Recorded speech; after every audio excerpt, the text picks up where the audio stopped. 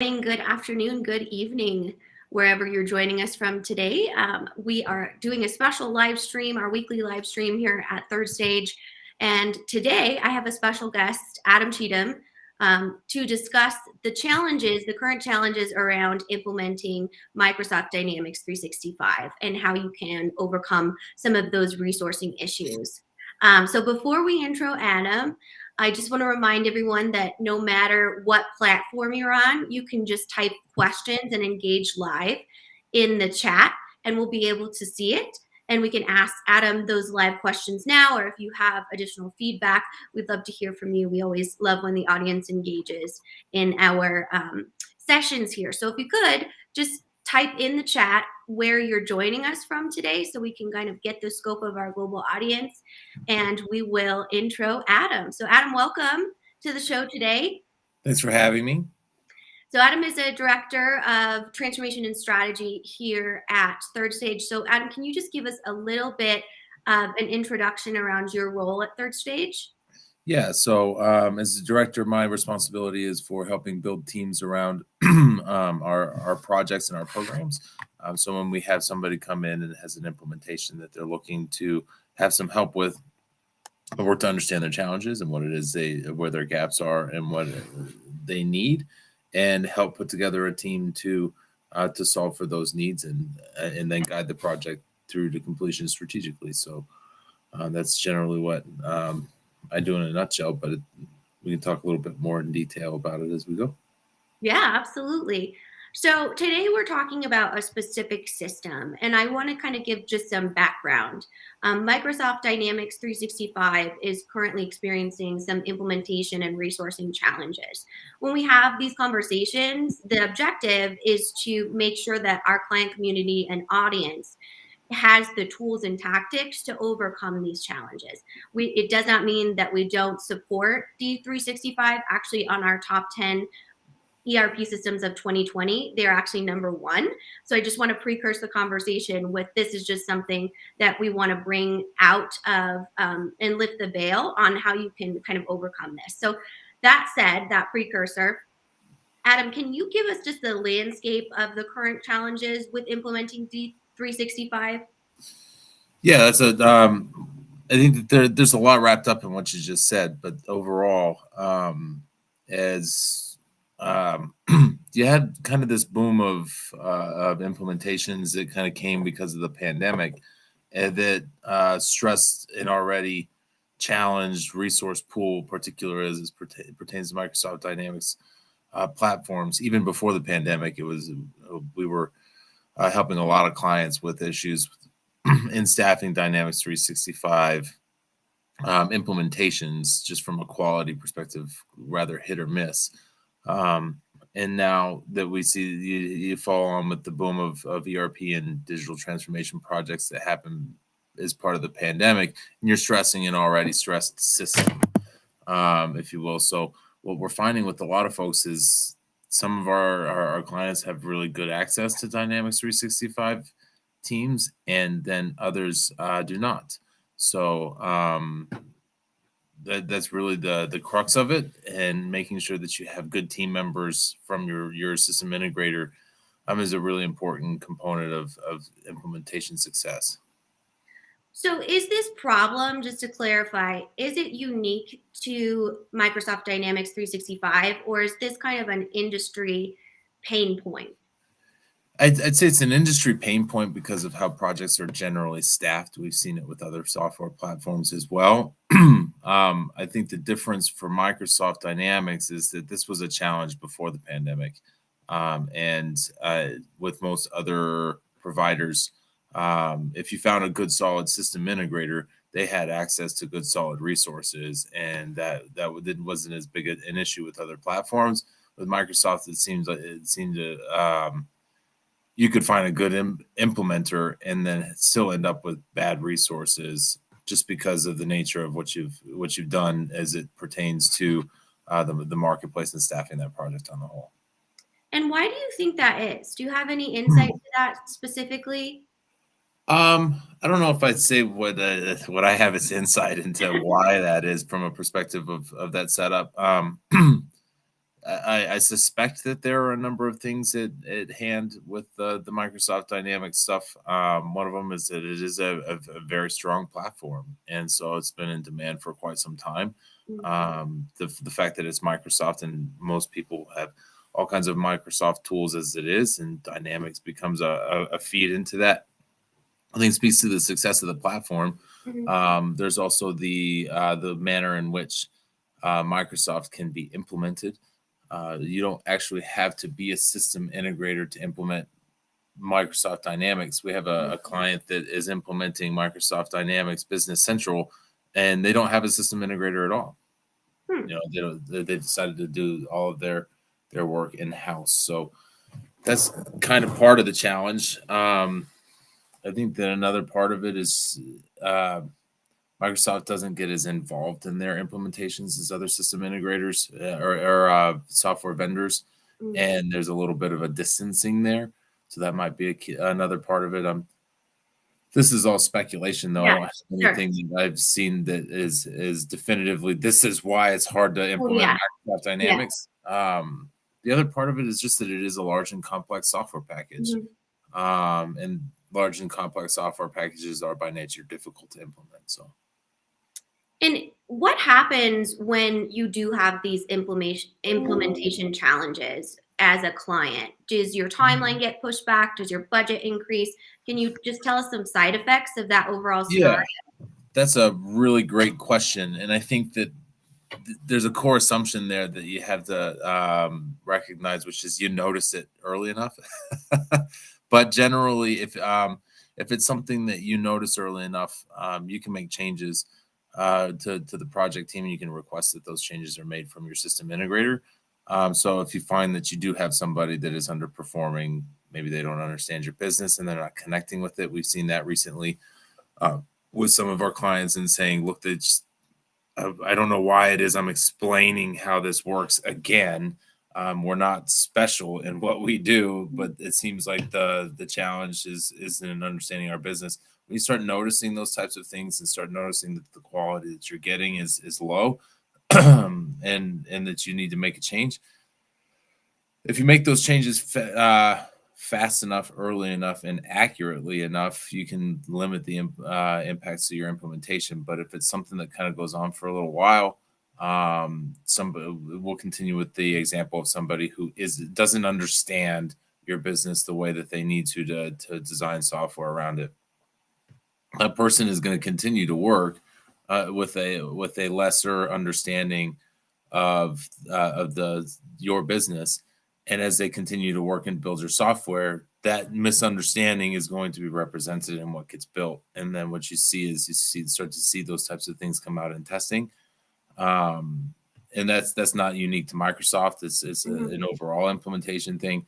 Actually talked to a gentleman recently in Europe that was implementing SAP, and they just their integrator, they could not find somebody on their integration team that understood their business, and that really caused a lot of challenges. And their go lives continue to get pushed back because their system integrator can't find teammates that understand how they work.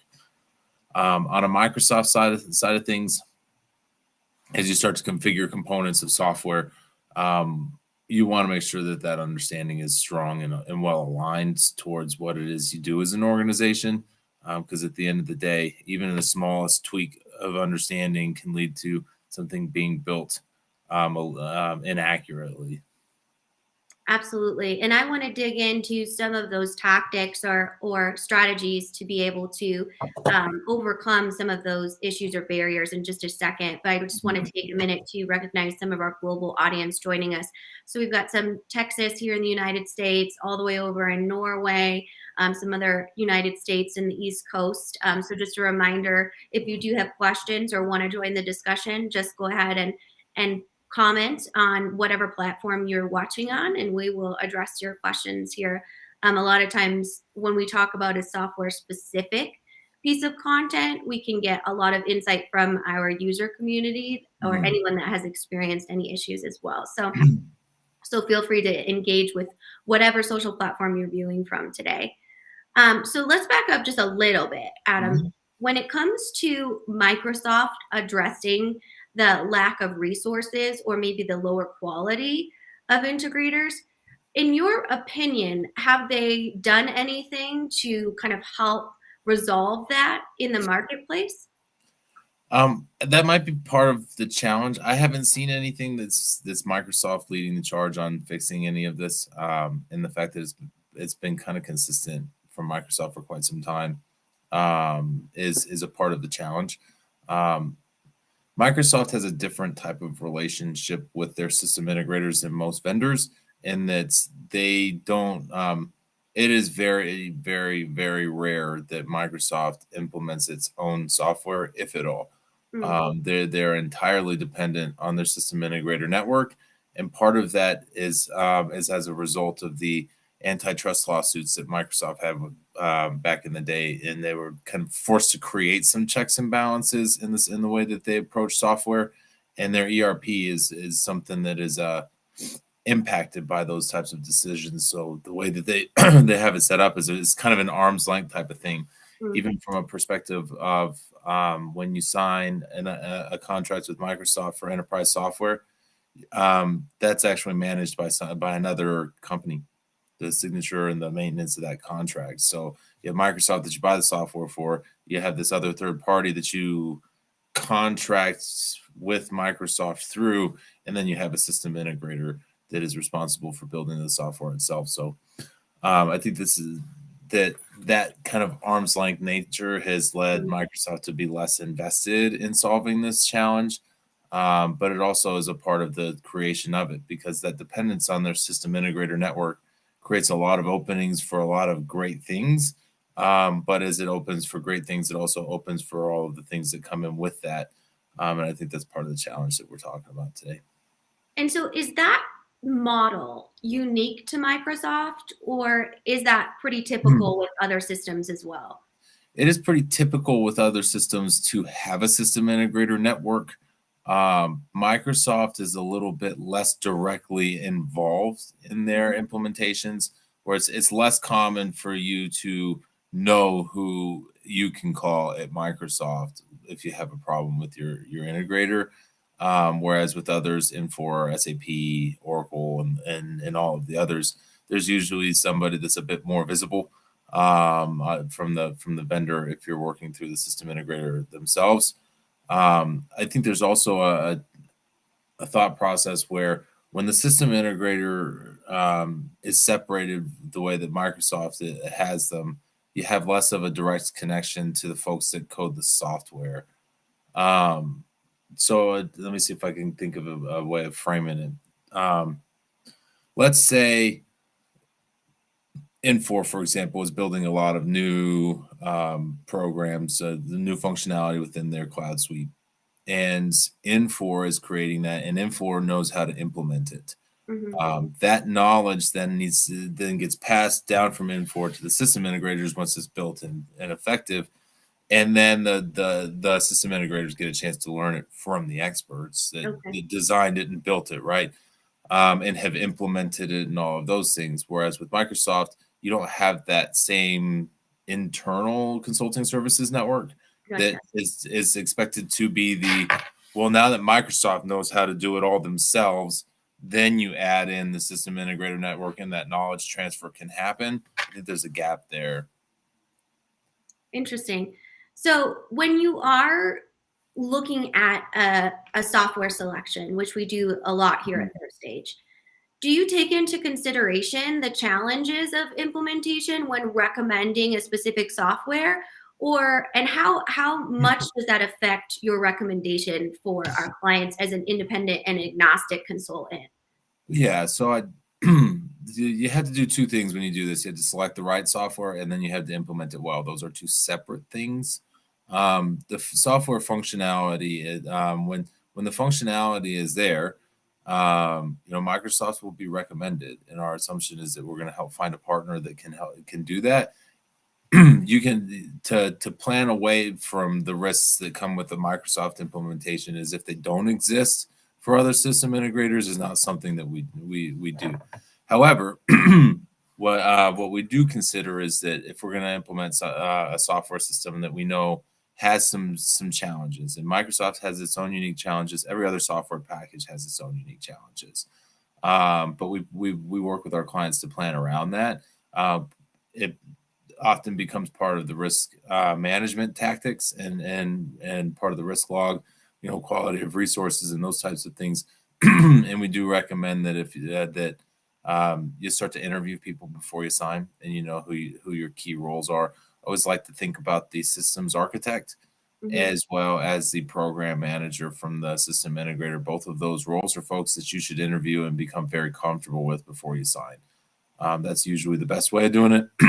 But those are two key critical roles that, as we work with our clients and when we've suggested Microsoft Dynamics in the past, our focus then becomes on, let's make sure we got the right team behind this. We don't want to be stuck with bad resources for a long time. So that it becomes more of the implementation readiness and the implementation management plan to accommodate for those things that we know may become challenges along the way. Yeah, absolutely. Adam's really hoarse from yelling at our kids. So I don't yell at our children. Lift behind the curtain. Adam and I are married. We have two toddlers, but he's right. He does not yell.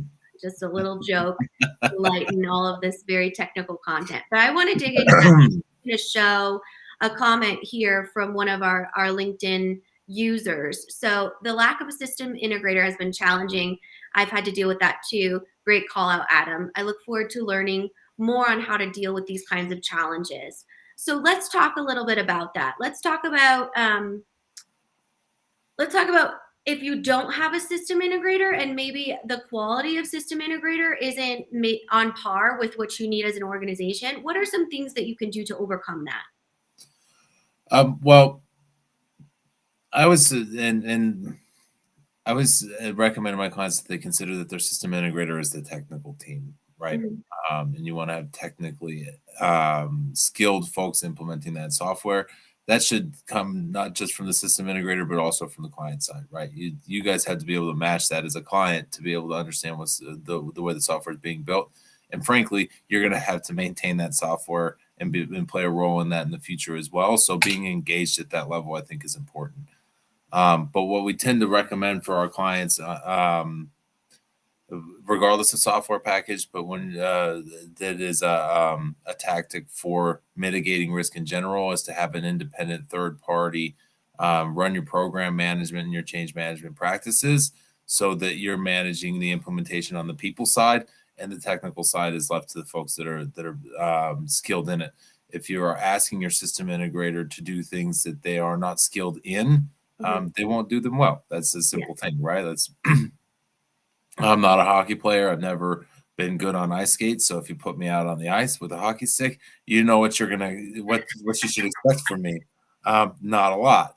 But on the other hand, if you take somebody who's been doing it their whole life and put them in a position where where it fits their skill set, and you just ask them, hey, you got one job. That's the technical implementation. And we're going to bring in folks that are skilled in the other areas of program management and change management. That's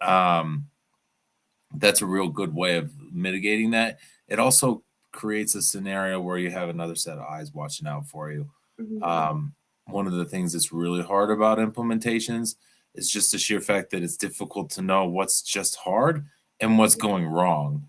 And telling the difference and having an independent third party with experience in that and knowing the difference is really helpful to be able to say, are we having a challenge here just because we should be having a challenge, or do we really have a problem that we need to confront and solve? Absolutely. So digging into kind of that PMO role, is that something that you do, that you come in and help the client not only select the software, but then also interview or kind of vet, if you will, SIs? Yep, we do that. That's one of the services that we offer.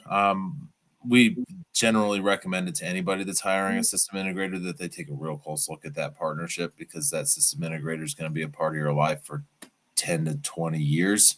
But yes, we do those types of things, interviews, referenceable clients. I always like the idea of referencing a client and not from a perspective of would you hire these people again or not, because no system integrator or business is going to intentionally give you a bad reference, but ask them about what their experience was when they faced challenges in the implementation. How did this system integrator help you through some of the conversations, which were, well, we could code something brand new just for you, or we could help you change your business processes, which is which. I'm of the mind that there's a confirmation bias on the system integrator side, which is I've seen this software do anything, so I can therefore make it do anything. So my recommendation is that we just make it do what you want it to.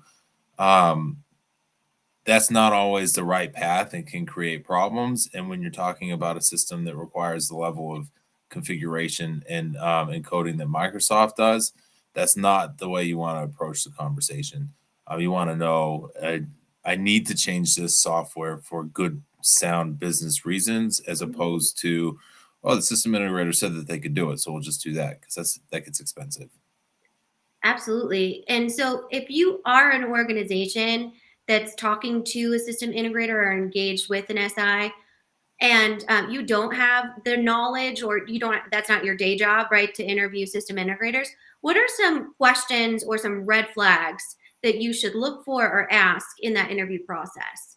The project plan, that I would go straight for that. And the one of the things that I really like about getting a project plan, and a detailed one from your system integrator, is it solves a lot of problems. First of all, if you understand my business well enough, you'll be able to put together a detailed project plan, and you'll be able to tell me exactly how it is you think you're going to do this.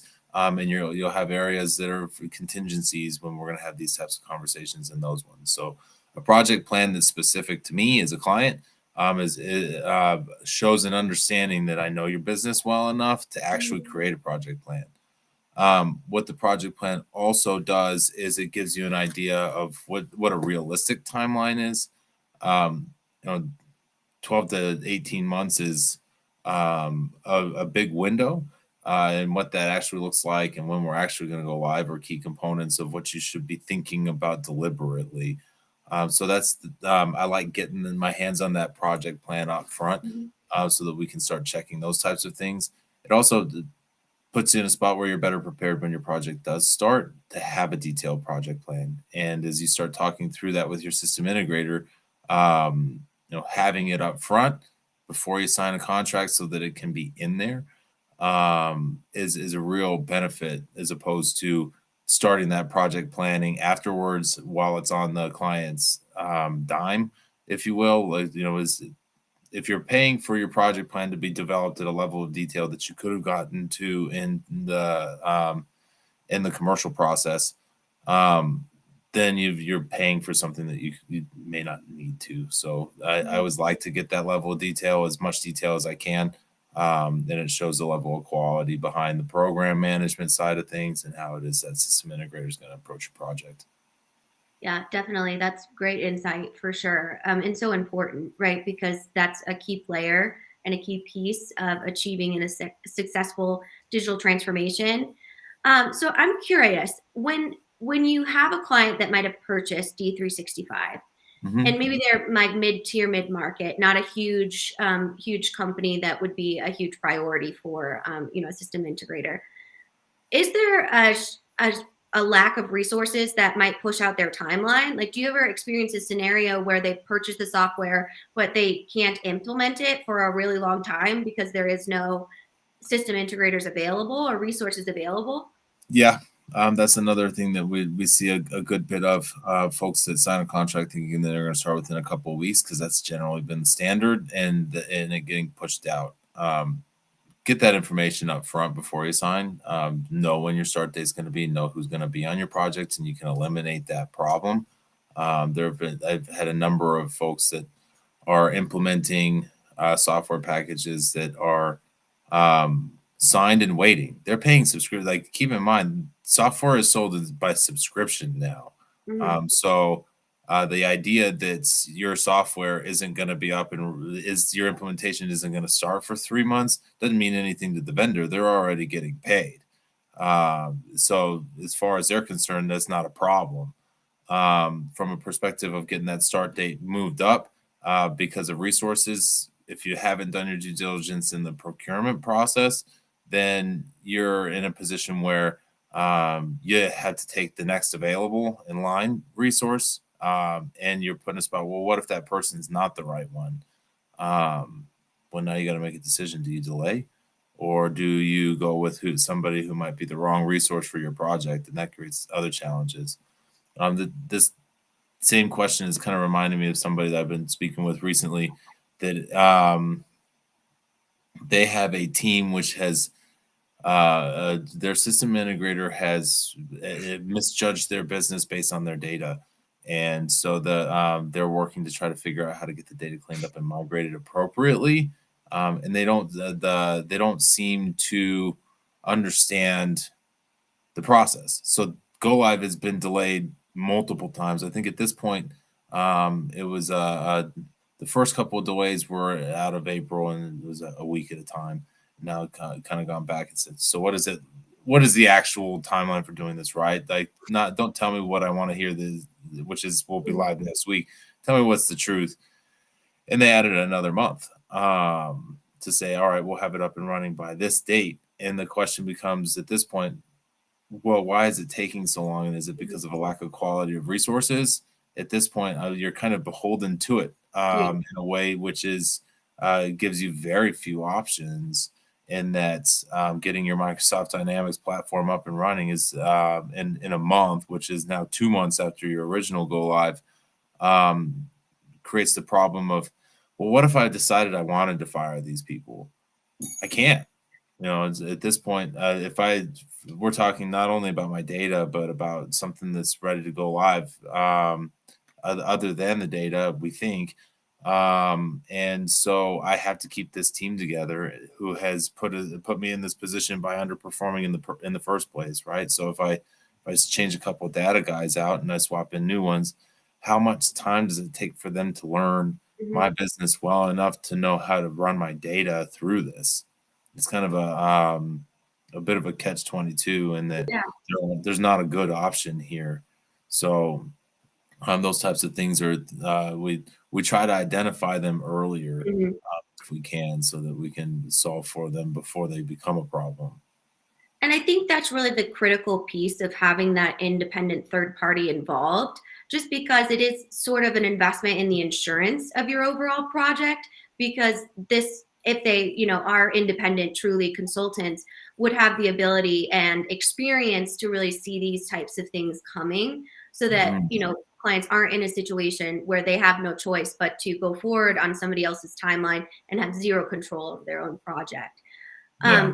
Something you said really stood out to me there. And so I want you to clarify, if you can.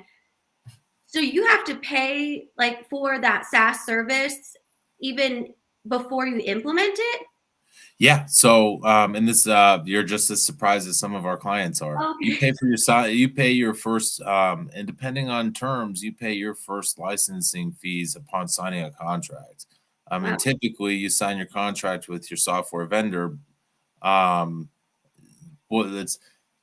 what's the better way of putting it? It's not common to sign with a system integrator and then with the software vendor. It's more often either the other way around, where you sign for software and then the system integrator, or you sign them both together as a package deal, and your payment is due upon signing.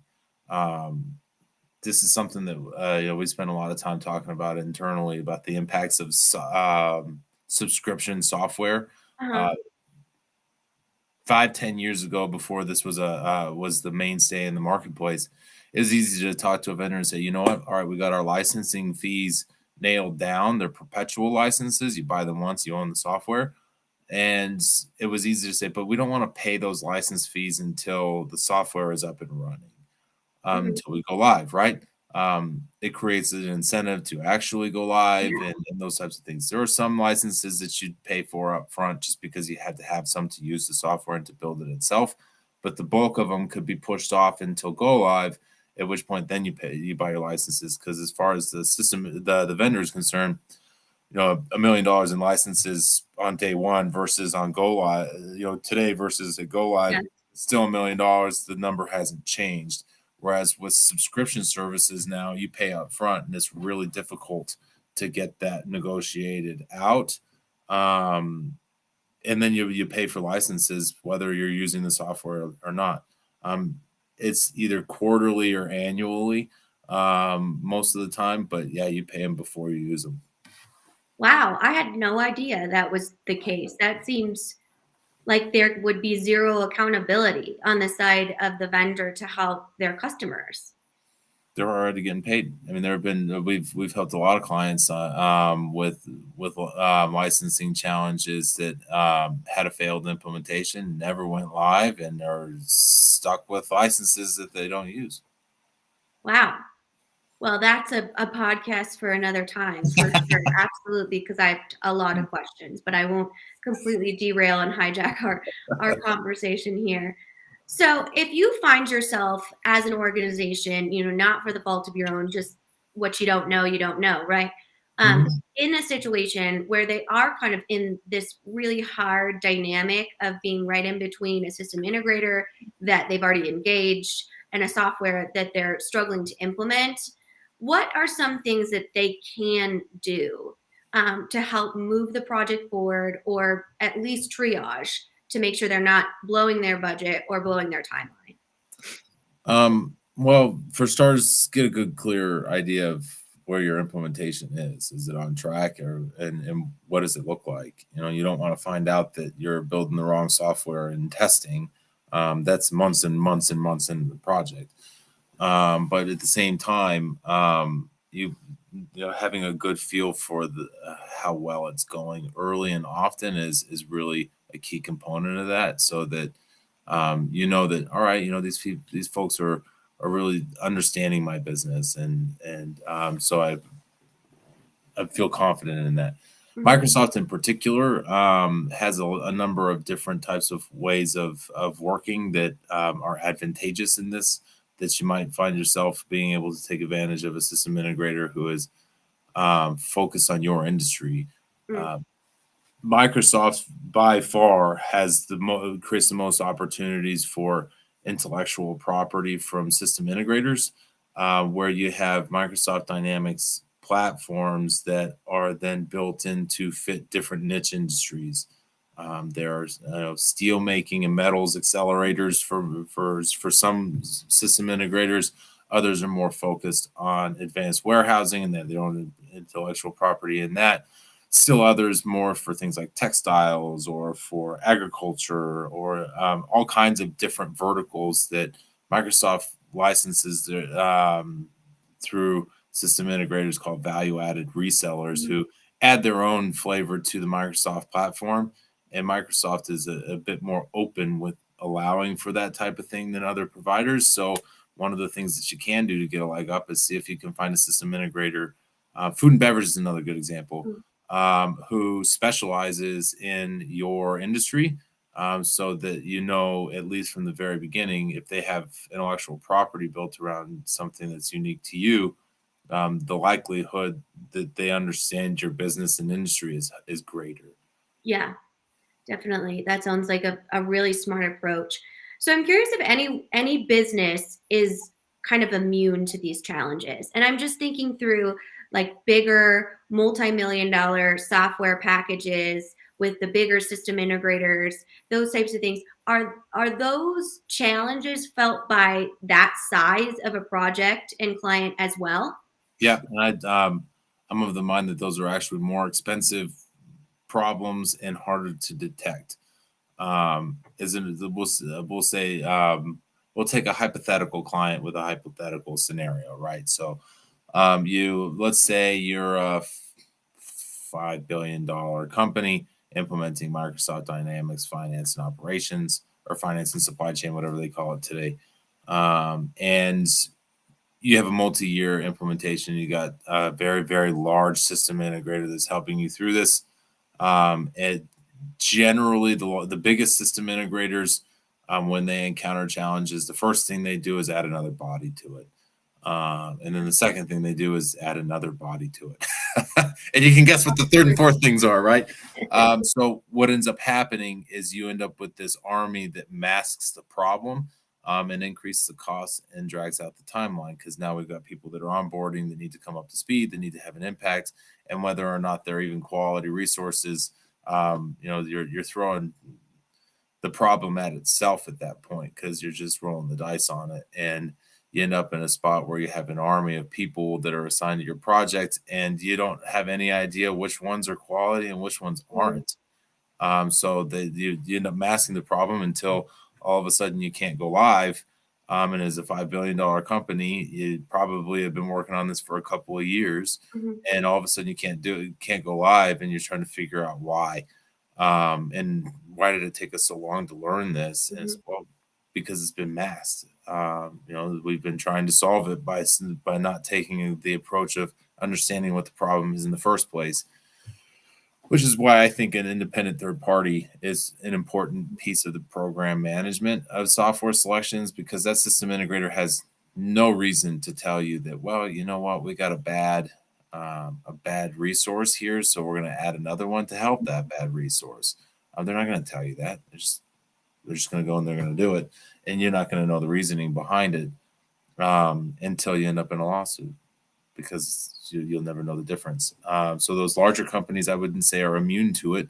I would say that it takes longer to see it, and then they tend to have more resources available to throw at it when it does become more expensive, right? So if we end up blowing our budget by double, a $5 billion company is going to be able to handle that. Let's say it's a $2.5 million implementation, and now it's a $5 million implementation. A large company is going to be able to handle that a lot more effective than a smaller company that doesn't have the resources to spring another $2.5 million out of nowhere, because that's not a rounding error for them, it's material. So the problems can be bigger with the bigger organization and take longer to identify. There's also the benefit of resources that those larger firms have in being able to stomach that and get through it. So can you, as Third Stage or as another independent third party, can you actually get that information from the system integrator to oversee the project, or is there just some read between the lines strategies that you just know out of experience? You're never going to get the full story unless it goes to litigation, right? And even at that point, you still might not, because contrary to popular belief, when you go to litigation, it's not everything becomes available. It's more of we're going to search all of the documents for these keywords and see if and try to get 99% of the documents that are relevant, and then try to figure out how to sort through all of them. And again, when you're that large of an implementation, the details are more difficult to put into context, especially way after the fact. And then at the end of the day, those conversations on the system integrator side tend to be internal ones, unless you bring it up, right? So and so isn't performing well, and they literally asked me if we are a make to stock company today. It's, what in the world are you talking about? So it's the obvious things that are easy to solve that get solved and are visible to the client, but the rest of that stuff is not stuff you'd ever even be privy to, the information that would lead you to even think that there might be a challenge. So having that independent third party who is able to say, that guy over there, he's not getting it, or that girl over there, she's not getting it. Let's see if she needs something to help through that. Like, I think that the part of the independent stance that we take isn't to say that person's a problem, get rid of them. It's well, we have a challenge, just solve it, right? So if we find that we're having challenges with resources, what we typically do is we find ways of giving them more support to see if we can't help them become more successful. Because there is an opportunity cost to the idea that you would change people midstream. You lose that value of the knowledge that they've already gained, and you got to plan around those types of things. Yeah, and that's just basic change management, partner resolution. We never really go in, with guns a-blazing, if you will. Yeah. to try and change everything.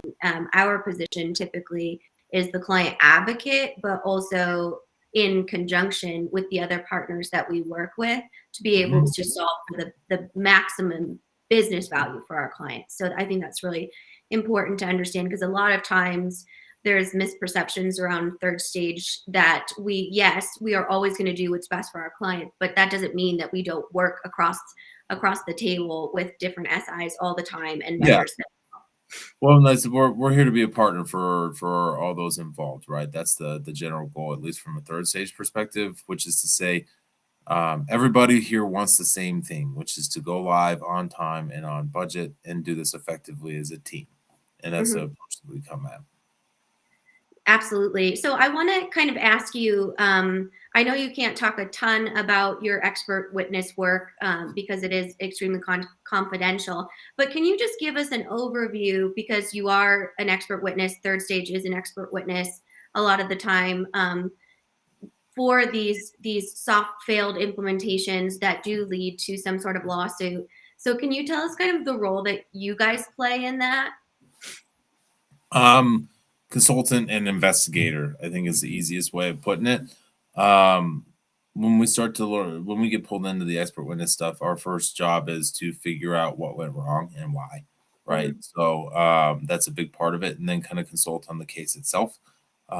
So what did go wrong on both sides, right? So um, client says system integrator blew it. System integrator says, well, client also blew it.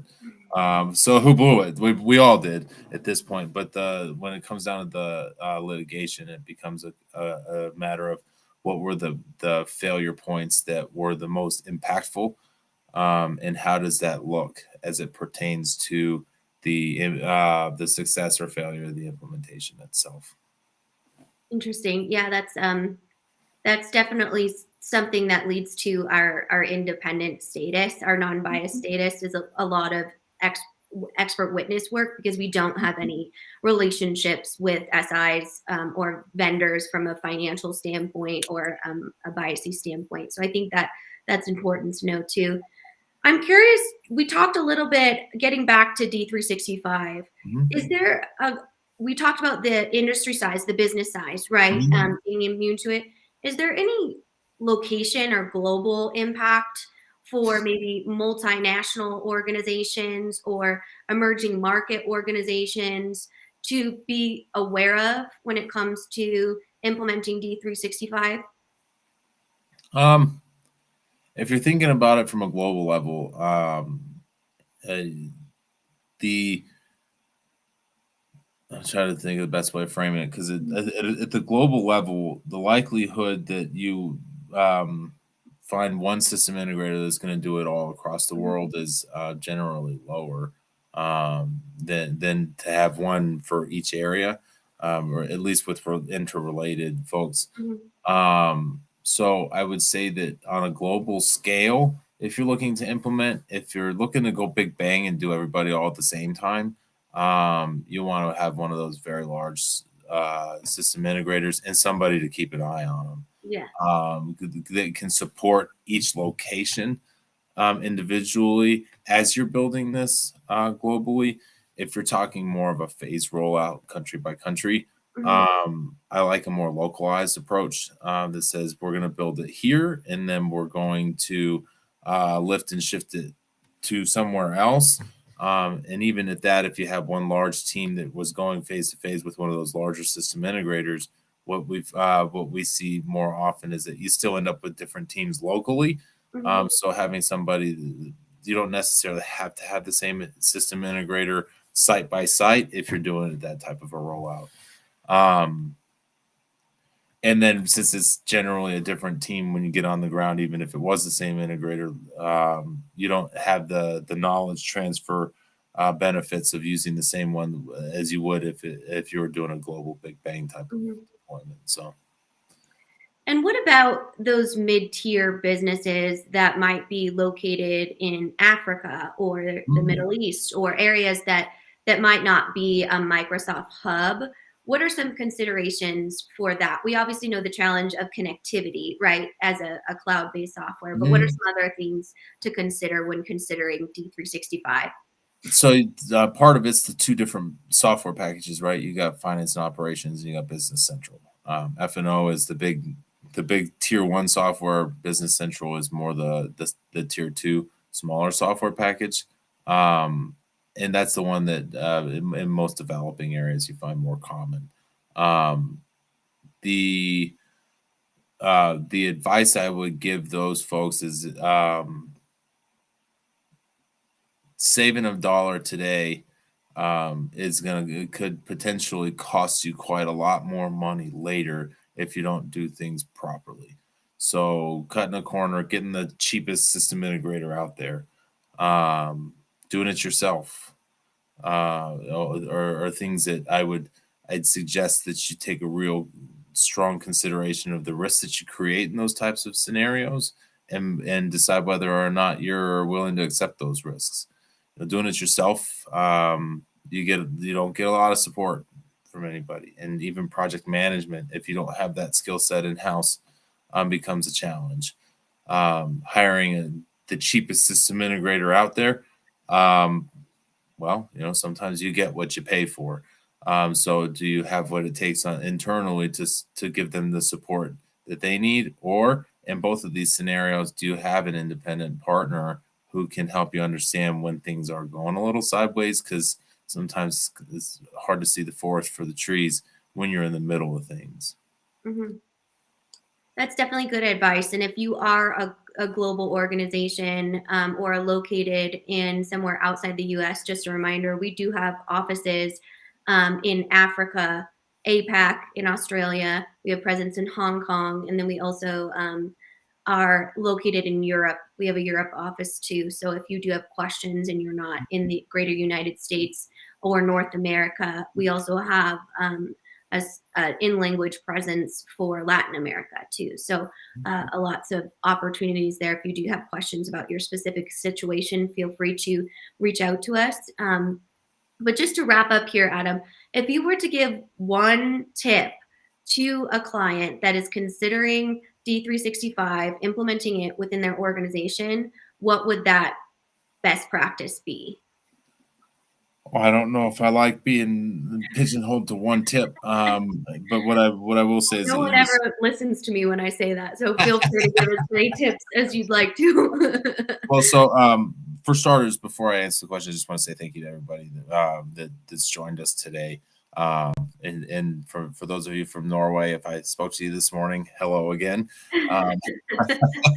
Others, on the line here in the States and elsewhere, we really appreciate you guys joining us for this conversation. I think that Microsoft Dynamics is a real powerful platform, and it has a lot of benefits to it that the things that we talk about today shouldn't preclude you from buying that one in favor of a different one, if it is the right software package for you. So I guess then my tip for somebody, that if I was to narrow it to one, would be that make sure that you get an extra set of eyes on things. The benefit of having somebody, even from a monitoring perspective, it may pay dividends way down the road. And that we at Third Stage, for example, we have a habit of being able to see things around the corner, that our clients aren't knowledgeable enough in ERP implementations to see them, and that the system integrators, it's normal for them. So it's not an around the corner. They already expect it. And since they already expect it, they're not really feeling like it's important to say a lot about it, because it's normal for them. It's not normal for you because you guys don't implement software every day.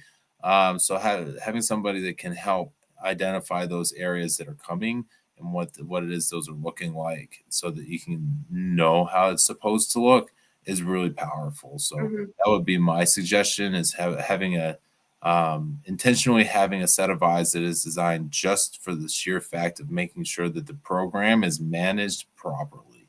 And a lot of times the benefit of a third party doing that separates the fox from the hen house, if you will. and puts that level of visibility in a place where it can be more effectively managed. Absolutely. Really well said. Just a reminder and some awareness tactics for you to be successful with this, very powerful software. So thank you so much, Adam, for joining us today and sharing your insight. If you do have questions specifically on what Adam talked about, you can reach out to him at adam.cheatham@thirdstage-consulting.com. You can also connect with him on LinkedIn or myself, and we can get you all of the information you need. But thank you so much for joining us. Just as a reminder, this will be part of our Digital Stratosphere podcast, so you can find that wherever you get your podcasts to listen to. We also have our longer form Ground Control podcast that Eric and I host that comes out every Wednesday. You can join us for our live streams on Tuesday morning with Eric and his guests, and you can join me on either Thursday or Friday. Just head over and subscribe to our YouTube channel, and it will give you a reminder of when we are going live and what we're talking about that week. So thank you again for joining us, and we will see you next week.